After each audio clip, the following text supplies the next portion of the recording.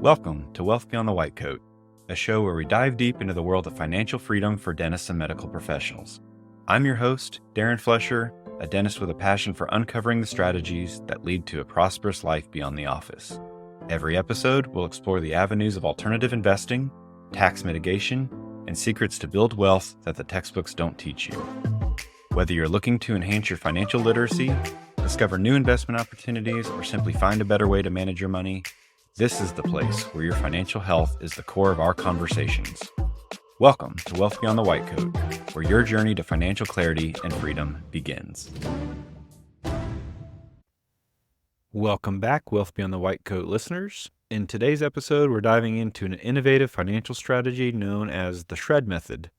If you've ever wondered how to efficiently manage your income, pay off debt faster, and build wealth simultaneously, this episode is for you. We'll explore how this cash flow tool can revolutionize your financial health by using principles you might not have encountered before. Stay tuned as we unpack the ins and outs of this game-changing approach. Oh, and real quick, before we get into the show today, just wanted to remind you that Legacy Point is having a oil and gas webinar tomorrow, actually. If you want to get signed up with Legacy Point to be able to attend live the oil and gas seminar, where we will be both discussing concepts, but also ending with opportunities with which you might want to deploy your money to both help you with tax and income strategies for 2024. Be sure to check us out at legacypointgroup.com and sign up to become a member today, and we will get you on tomorrow's webinar. All right, on to the show. Hello, Ross and Darren. Hello, Adam. Hey Adam. How are you? Fantastic. Good, how are you? Doing great. I was telling Darren about you, and I was like, hey, this is a little bit different, and a lot of people haven't heard this, but I think you should have Adam on and talk about Shred. And so that's where we are today. That's why we're here today. And Darren has listened to the world famous Financial Flossing podcast where he heard about Shred.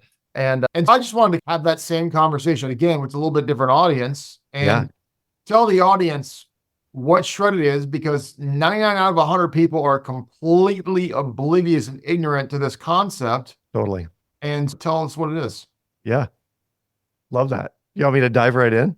Sure. Yeah, let's go for it. Okay. And I've been thinking about how I present this to this audience too, because I don't want it to be pie in the sky. And at the same time, when professionals are shown this process, this method, a lot of them think, oh, it's too good to be true, or feels like a magic bullet of some kind. And it really isn't magic. It's just math, but it's math that we haven't really been taught. So the SHRED method it's a cash flow tool, and it really is composed of three things. It's a course where I teach the ins and outs of how to use the system. It is a software that literally helps you shift and alter your behavior in terms of the flow of money through your personal economy. And then last but not least, it's a community. And we have 300 or 400 people now that are using Shred on a weekly basis, daily basis, that log in a couple times a month to group calls. And we'll get anywhere from 50 to 60 people usually that are sharing their wins, questions. How do I do this? How do I do that? A number of them, Ross, I don't know if I can credit you with this, but we got a bunch of dentists in the room now. Let's credit me, whether we can do it or not. We're going to do it. Yeah. Okay. We're going to credit you for the dentists in the room. And we've got some folks who are business owners. Most of them are relatively high income earning. And this is all based on, Darren, a couple of philosophies or ideas, if you will. One is that most of our income is very inefficient. And when I say our income is inefficient, our income really should be doing four things. It should pay our expenses. It should eliminate debt. It should build wealth, and you should be able to do good and or have fun with it. And most people do two of those four really effectively. Any idea which two? I could definitely take a stab at it, but I'd love to hear it from you. Yeah. So they pay expenses. Most people pay their expenses, and most people have fun. And they never really get around to eliminating debt or building wealth, particularly high income. Way. It's the American way. You spend money like drunken sailors. Yeah. What's the monthly payment? Yeah. Transfer day, not payday. It's transfer day. Mm-hmm. And so what we're doing with our shredders and this community and through the course, we're teaching people that you can actually do all four of those very effectively but you have to just shift, not like even 10 or 15% of what we're doing from a personal finance perspective, and understand that we're going to use a tool that nearly everyone has access to. And very simply, it's a line of credit. We could call it a sweep account. We could call it an operating fund. You can call it whatever you want, but it's basically a line of credit. And then what our system does is through a series of algorithms, it's basically saying we're going to borrow in very short-term bursts from the line of credit, and we're going to put it against long-term amortized debt, thereby shortening the amortization table and eliminating hundreds of thousands of dollars. All right, so let me stop you right there, Adam, because I have lots of questions about this. Yeah. So do I. More, but all right. So if you shorten your AM schedule by throwing, let's say I have $1 million mortgage, my house is worth $1.5 million, just to use big round numbers. Yep. And I take $100,000 out of my HELOC, knock it down on my primary mortgage. Yep. Once I do that, I can't get the money back out of that, but I'm not recasting my loan. How is that shortening the AM schedule? It's automatically shortened. Actually, you know what? You're right, because I just realized raising it would stretch it out with the debt off the new debt, so it would shorten the AM schedule by doing that. Okay, so that was my mistake. But I'm not getting the money back. I can't get the money back on that. That's true. You can't get the money back. However, what you've now done is you've created that much equity, that much more equity in your property. So one of the things that we would do, Ross, is in the system and through the coaching, we might not say, hey, drop $100,000 right now. But what we might say is based on someone's income. So let's say, and Darren, I'm assuming we're talking about doctors, physicians, surgeons, and the like for your audience. Very heavy dentist, very heavy dentist. Okay. As well. So let's assume they're making $30,000 a month take home, and their expenses are 15 or 20, even 25, however much it is. But let's assume they have some amount of money left over. Most of them are probably stockpiling some of that for a future vacation, for a home reno, for the boat they're going to buy next summer, whatever it is, they're just squirreling it away. And I would liken that to having your car idling in your driveway while you wait to go to the store at 4 or 5 o'clock tonight. There's no reason to do it, but we all leave money idling in accounts for days, weeks, months on end. And so what the system is doing, it's saying, if you make 30 and you spend 20, it looks like you have 10 grand extra. So let's assume that we're going to borrow 12 grand or 15 grand. And the number is very specific in our software. It'll say, send $13,728.65 to your mortgage. And it's doing it at a very specified time, usually like somewhere between 2 and 6 days before your next payday. And so what happens is we borrow this big chunk from the HELOC, and then your income drops in and it brings it back close to zero. Now, some of our shredders might like to go long, like Ross just suggested. So maybe they drop 50 or 60 grand in right away, but it's paid back or paid down in the next 2 or 3 months based on their cash flow and their income and expense profile. So the end result is we're going to like on this $1 million mortgage example that Ross just gave, if we dropped 13 grand in, we might accelerate the payoff of that mortgage by 14 months, let's say. And in 14 months, we might have just saved somewhere in the neighborhood of $80,000 in interest off that mortgage, just like that one payment. If we drop 60 grand in, we might accelerate that mortgage by 3, 4, 5 years, in which case we've probably just eliminated $200,000 in interest. Okay. And so the thing that a lot of people are going to ask is they're going to say, how is this different than Dave Ramsey's debt snowball? Yes, Dave Ramsey's not saying take money out of a HELOC. Yeah. He's basically saying get a 15-year mortgage, accelerate as fast as you can. How is this different than a traditional accelerated mortgage of double paying your mortgage or however you want to do it? Hey, I just want to interrupt real quick and say thanks for listening to the podcast. If you didn't know, we have an associated Facebook group also called Wealth Beyond the White Coat. Over there, you can ask your questions, get feedback from group members, and have a close community of medical professionals who are likely interested in the same things as you. Whether it's alternative investing, tax mitigation, ways to keep more of your money, or even protect your assets, we're going to discuss those things in the group.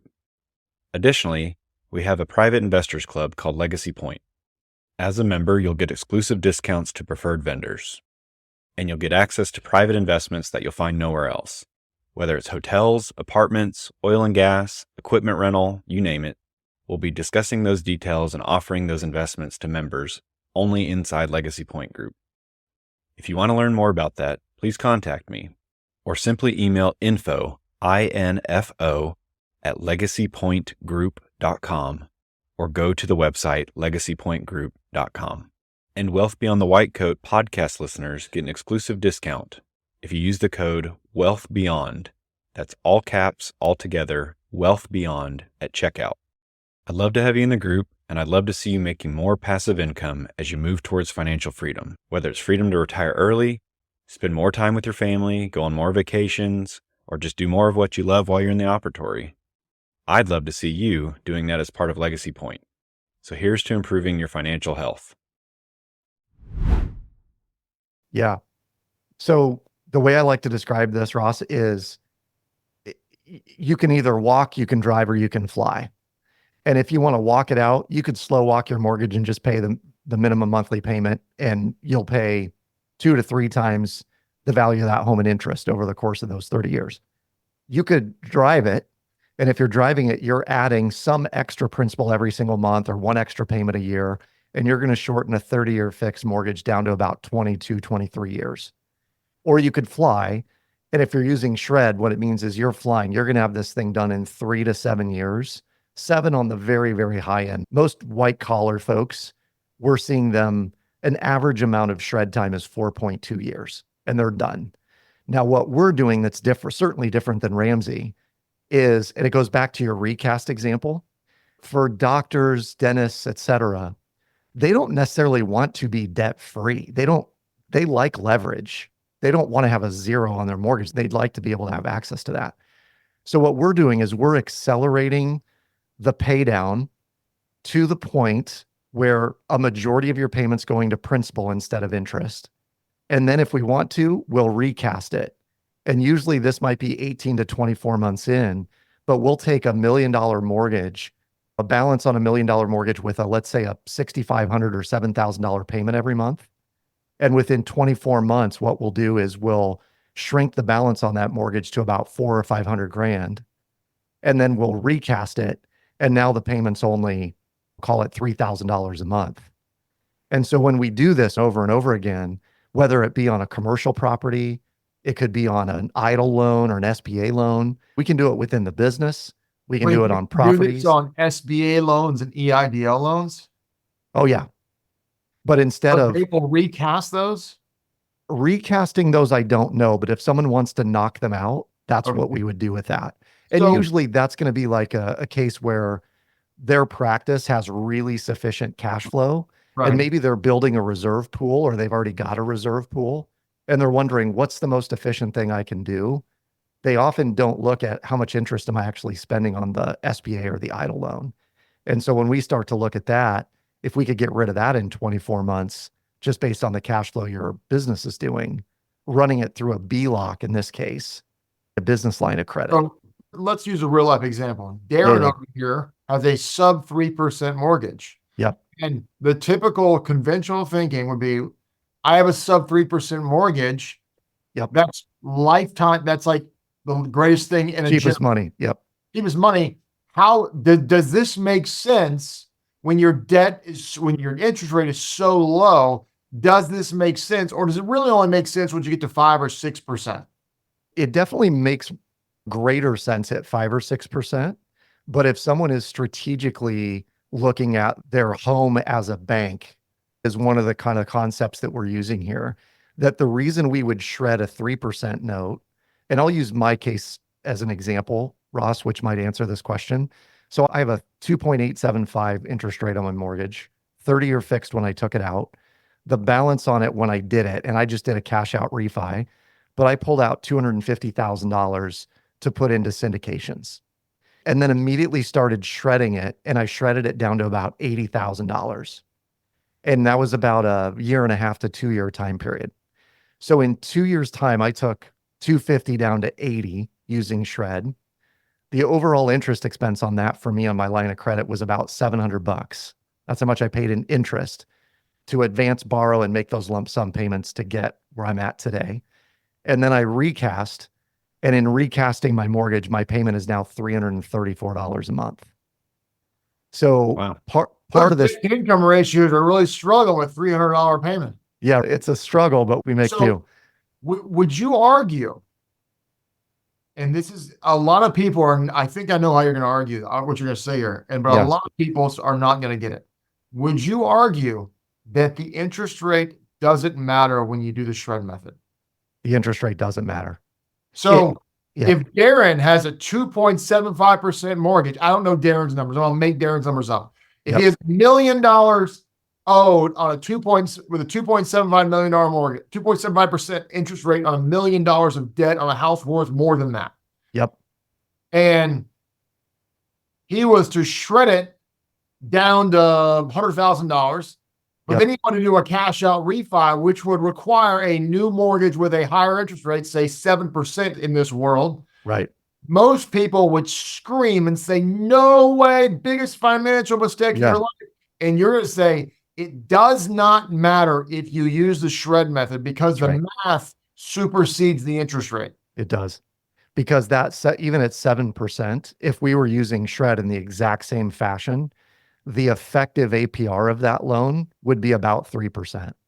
APR, the interest rate. So there's a lot of people, and I'm going to hurt somebody's feelings here, but most people are mathematically dumb. I agree. Most people are financially dumb. I have learned just because you're rich does not mean you're smart.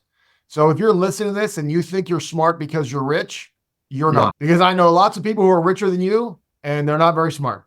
And I've just learned that people are really smart in one small segment, but just, I don't know. I know a decent amount about a small stuff and I know a freaking nothing about a crap ton of stuff. But I've just realized when you start getting into the intricate details of the math of finance, you got to be really nerdy to figure it out. And most people just don't have the interest to do that. So I'm not trying to beat anybody up. It's actually what you just described is like one of the greatest sales pitches for the shred method, because we just tell people, hey, follow the software prompts.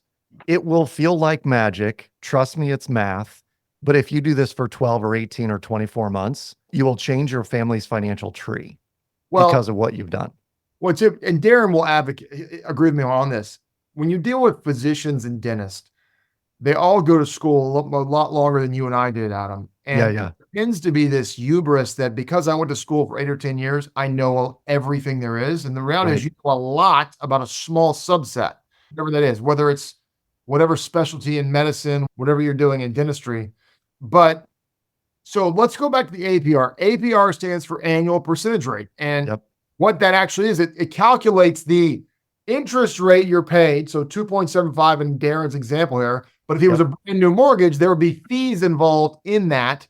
Might be a mortgage origination fee, a lot of other bank fees in there. They factor those fees in to give you the annual percentage rate. And your annual percentage rate will be over 3% on a new loan that's a 2.75%. Correct. Or interest rate. Now, apply that to what you said on how I could have a 7% rate, but the actual annual percentage rate might be close to 3 using the shred method.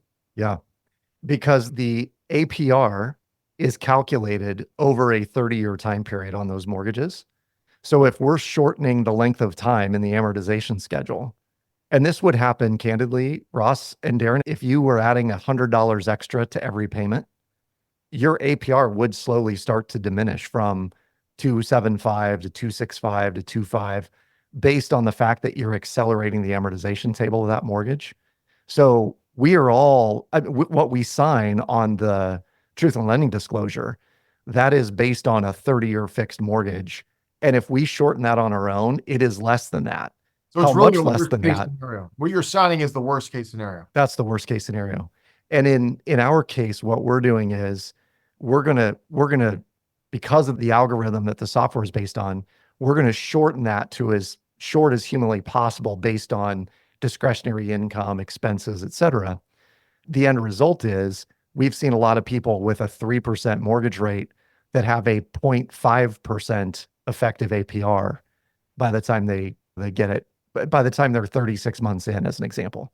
So are there any considerations for like life cycle of a dentist or like career where they are in their career path? Is as I age, is there anything different about what I should be considering here? Yeah, this is a great question, Darren. And this is, to me, this is part of my reason of being, the raison d'etre in French. The whole idea is that as people age closer and closer to retirement, what they don't want to have to do is make the same amount of money that they've been making. And I think I'm going to paint with a broad brush here, but there are a lot of professionals who don't set up passive income streams in retirement. They count on there being a gigantic pile of money they can draw from for the rest of their lives. And part of our model is, hey, let's show you how to minimize your expenses, maximize the equity that you're using elsewhere, and generate massive passive permanent streams of income that allow you to retire comfortably. And for someone who's in the later stage of their career, there's less time for them to be aggressive in the market and make plenty of money in retirement.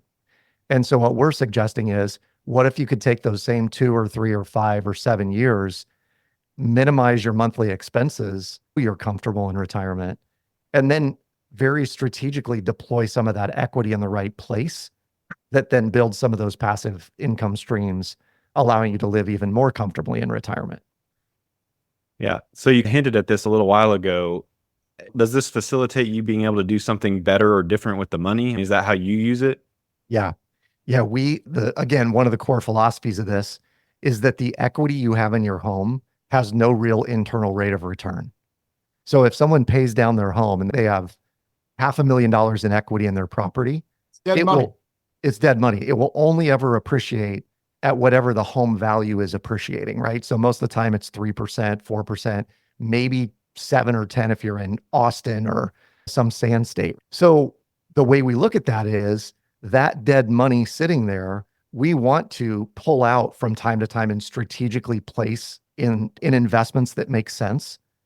And in my world, those are syndications. So we're investing in multifamily real estate deals, assisted living facilities, car washes, various other industrial complexes, things that we can put money in, and we know we're going to get a payment monthly or quarterly or annually.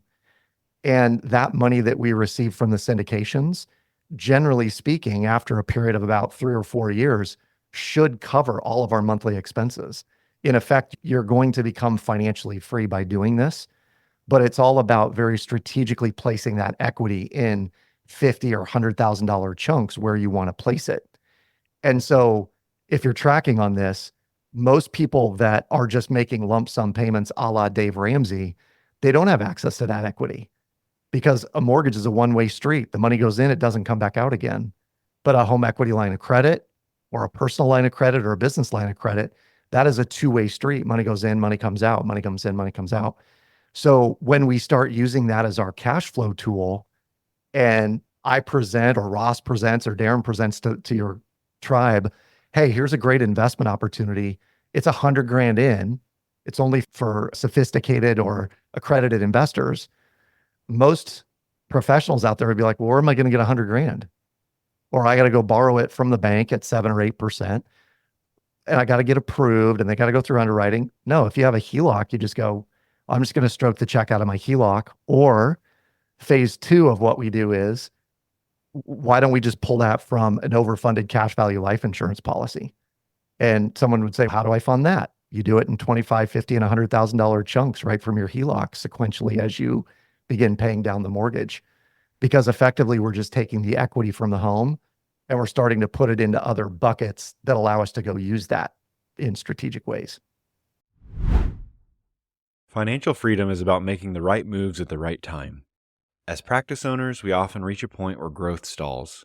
Instead of maintaining at that plateau, consider cashing in now, putting that money to work for you, letting it double, triple, or even more over the course of your career, and then go pursue more of what you love to do. This is exactly what I did with my friend JW, a dental practice broker who found the perfect partner for my practice, maximized its value, and optimized the deal terms. He offers a free valuation for those considering a sale. If you want an introduction and the same red carpet treatment shown to me by my friend JW, email me at darren@legacypointgroup.com. That's DEREN at legacypointgroup.com. And I'll be happy to connect you with JW to start your journey to financial independence. Now, can you use any HELOC to do this, or do you guys have a certain HELOC you use and recommend, or are you guys in the mortgage business? How does this work? Yeah, great question. That is a future roadmap item, Ross. We'd love to have a bank partnership where we're writing the kind of HELOCs that need to be used. But even when I say the ones that need to be used, there are like 3 or 4 characteristics of HELOCs that we look for and we encourage our shredders to go find. And they're simple interest. So we're only paying interest on the average daily balance because the balance will go up and down throughout the month. And we just want to pay whatever the average is, because the way our software works is it's engineered to keep the average daily balance low so that our interest expense on it is low. And that's all about timing of payments, essentially. Number 2, it needs to be easily accessed from a mobile banking or digital banking platform. So if we can move money, I can get on my phone and I could move money immediately. And that's one of the things we want to do. Ideally, it would have a credit card attached to it where you could just swipe a card and it automatically gets charged to your HELOC. Those are not as prevalent, but there are some banks and credit unions out there that still have those. And then last but not least, it needs to be open-ended. So a closed-end note is I went and got a home equity loan to build an addition on my house, right? That's a loan. That's closed-ended. We want an open-ended product where the money comes in and out freely and easily. There is no limit to how many transactions. There's no, oh, you have to pull $2,000 at a time. I want to be able to move $150 if I want to. And most banks will offer that. Credit card's the one part aspect would be the hardest part to find, but Yeah. most HELOCs would probably fit that characteristic, would they not? True. Yep.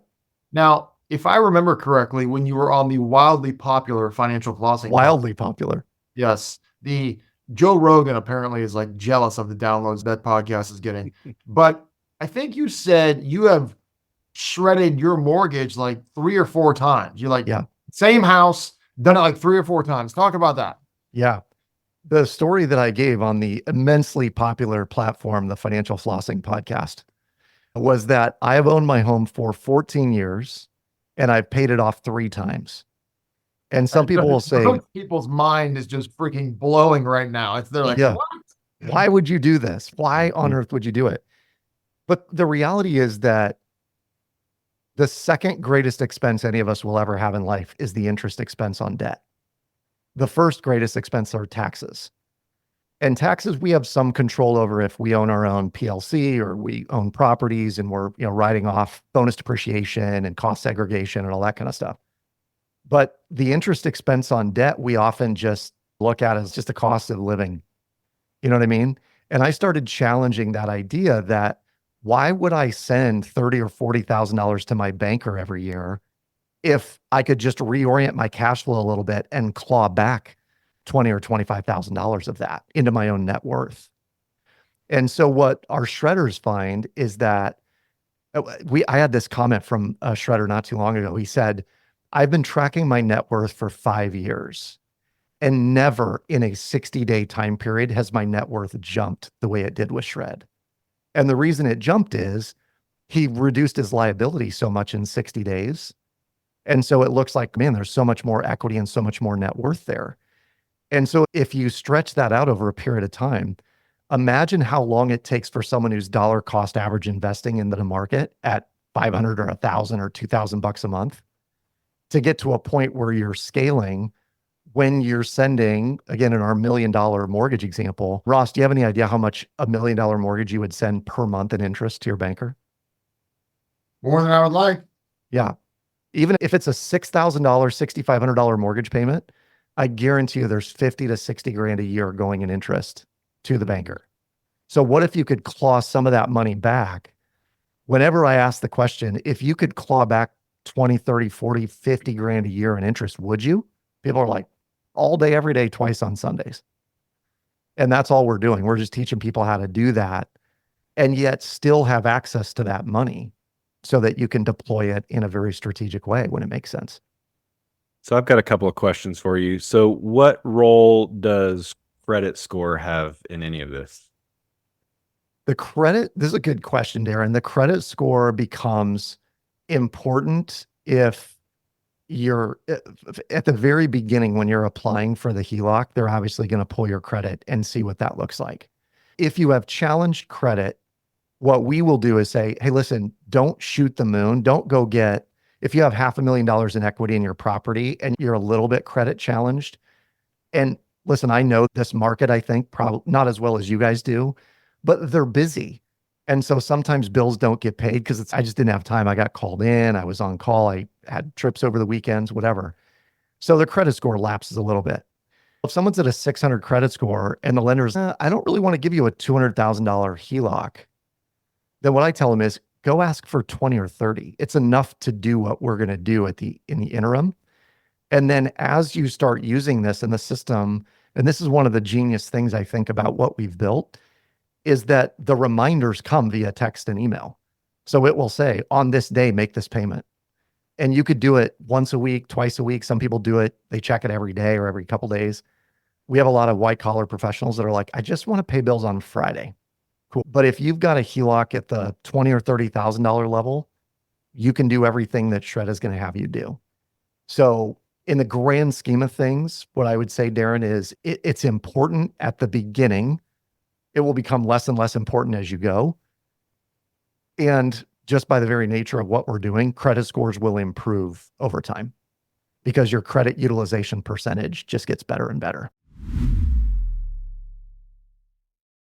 Okay, that'll do it for part one. So we introduced the Shred method and discussed how it leverages a line of credit to accelerate debt payoff, increase equity, and optimize your cash flow.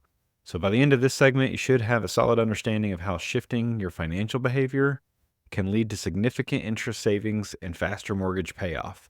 That's just the beginning though, because in part two, we'll dive deeper into real-life success stories and the specific steps you can take to implement this method effectively. Don't miss out on the next part where we reveal how the Shred method can transform your financial future. Thanks for listening in to Wealth Beyond the White Coat. Your time and attention mean a lot to us. If you found value in today's episode, please consider leaving us a review on your favorite podcast platform and share it with your colleagues and friends. Your feedback helps us grow and reach more professionals like you striving for financial freedom. Until next time, keep pushing the boundaries of your financial health. Thank you for joining us on this journey to wealth beyond the white coat.